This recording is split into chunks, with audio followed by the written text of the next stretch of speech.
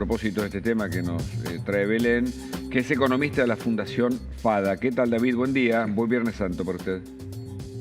Muy buenos días, un gusto estar conversando con ustedes. Muchas gracias. Bueno, vayamos de lo último al análisis más de fondo. Lo último es la medida de un nuevo dólar, en este caso dólar agro, porque es para la soja y las economías regionales. ¿Es una solución al problema del campo? A ver, no es una solución al problema del campo. El problema de fondo acá es un tipo de cambio oficial que está totalmente atrasado y que es una mentira, que solamente se sostiene en base a cepos importadores y cambiarios crecientes y en base a pérdida de reservas del Banco Central.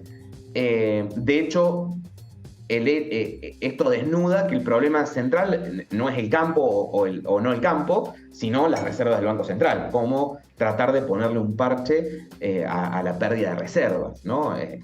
Eso lo primario, no soluciona ninguna cuestión de fondo, simplemente es una búsqueda por tratar de alimentar reservas del Banco Central que hoy están netas en los 1.500 millones de dólares, que alcanzan para pagar solamente una semana de importaciones y que vienen de perder más de 3.000 millones de dólares en lo que va del año, digamos. Ese es el dato, Miazo.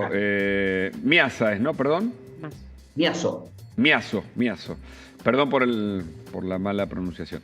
David, a propósito de las reservas, usted dice que hay 1.500 millones de dólares, que esto es lo que a veces conversamos con Belén, no está publicado o no se obtiene fácilmente el dato y que alcanzan solo para una semana de importaciones. Exactamente. De los cerca de 37.000 millones de dólares que informa el Banco Central de reservas brutas, si uno a eso le descuenta más de la mitad de eso, por ejemplo, es el swap con China, que básicamente es: decimos que tenemos 19.000 millones de dólares, ahora se activó ese swap y todos los meses se puede usar una partecita de ese swap principalmente para pagar importaciones de China, pero también eventualmente para usar. Pero básicamente es un futuro préstamo del Banco Central de China, digamos, no es que haya esos dólares en el Banco Central. O sea, que más de la mitad ya de entrada no están, ni siquiera, no son nuestros y ni siquiera están. Después, otros cerca de 14, 13 mil millones de dólares son los depósitos que nosotros tenemos en dólares en los bancos. Por ejemplo, si yo tengo 1.000 dólares en mi caja de ahorro, el banco a eso lo tiene, en el Banco Central. Claro. Y eso es lo que el Banco Central está contando entre las reservas. O sea, no son reservas del Banco Central, es la plata nuestra. Claro. ¿No? Que se cuentan en esos 38.000 millones de dólares. Después hay un par de cositas más. Cuando uno le descuenta todo eso, llega a estos 1.500 millones de dólares, que básicamente son los dólares que son propiedad del Banco Central. Todo el resto no son propiedad del Banco Central. Entonces, eso por un lado. Y después tenemos importaciones que van entre los 6 y 7 mil millones de dólares mensuales.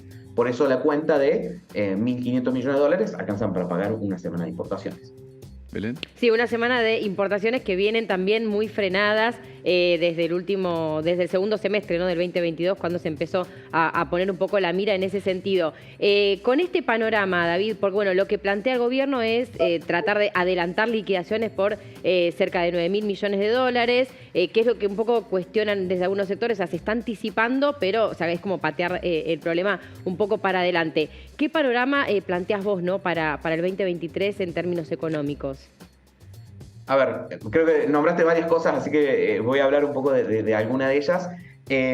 Lo primero es que en el caso de soja, por ejemplo, ha trascendido que se espera que dentro de este esquema que va a durar casi cerca de 45 días, entren unos 6.000 millones de dólares en el caso de soja, que son básicamente 10 millones de toneladas. Eso creo que va a ser alcanzable porque, más allá de lo que uno dice, no es una solución, es simplemente un parche, genera otros impactos negativos dentro de la cadena agropecuaria. Lo cierto es que para el productor que tenga soja es una buena oportunidad, en vez de venderla a 210 pesos, venderla a 300.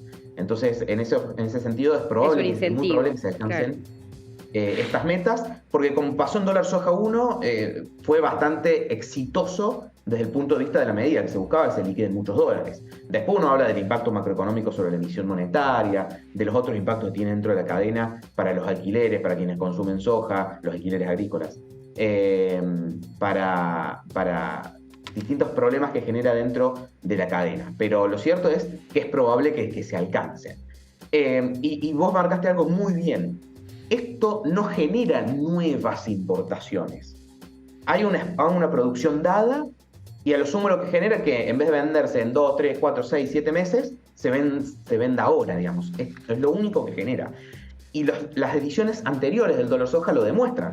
Pues tuvimos un dólar soja en septiembre, ya necesitamos otro en diciembre, ya necesitamos otro ahora en marzo, abril, y en agosto, septiembre ya seguramente vamos a estar hablando de otro. Entonces, y el tema es que se va a agotar la soja también, ¿no? Porque también es parte de eso, ¿no? O sea, va a haber un 50% menos de soja para liquidar, entonces es como que va a haber un punto en el que no va a haber un esquema para atentar a los productores. Bueno, justamente eso es el otro punto que iba a nombrar, y es muy importante lo que estás diciendo. Este año, a raíz de la sequía, vamos a tener una producción mucho menor. Entonces, ahí no va a haber, muy bien lo planteaste, ningún incentivo a vender algo que no existe, ¿no? Y después, volviendo al tema inicial que planteaste de las restricciones a las importaciones, bueno, este año las restricciones a las importaciones solo pueden crecer con caídas de las exportaciones derivadas de la sequía de cerca de $20.000 millones que se están estimando, ¿no?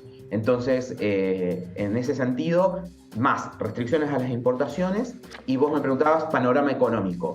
Bueno, el tema del dólar, la brecha cambiaria, el tema de las reservas internacionales, este año van a ser un tema de discusión. Y por lo tanto también de todos los parches, dólar soja, dólar turismo, Qatar, distintos inventos, van a ser sí o sí necesarios desde el punto de vista de la política económica que se está aplicando. Lo vamos a estar escuchando durante todo el año, todos estos temas, porque el frente cambiario va a ser uno de los principales desafíos. David Miazo, muchas gracias. Son todas buenas noticias por lo que vemos, así que en este Viernes Santo no vamos a ahondar más, pero es interesante escucharte porque hiciste un gran resumen y un panorama de lo que está pasando en la economía. Te mandamos un abrazo. Un gusto conversar con ustedes. Siempre los economistas nos llaman cuando hay malas noticias, así que bueno. Pero viste que te despedimos con una sonrisa, porque sí, tenemos que describir lo que está pasando y necesitamos gente como vos que lo haga de manera pedagógica. Muchas gracias. Gracias. Hasta luego.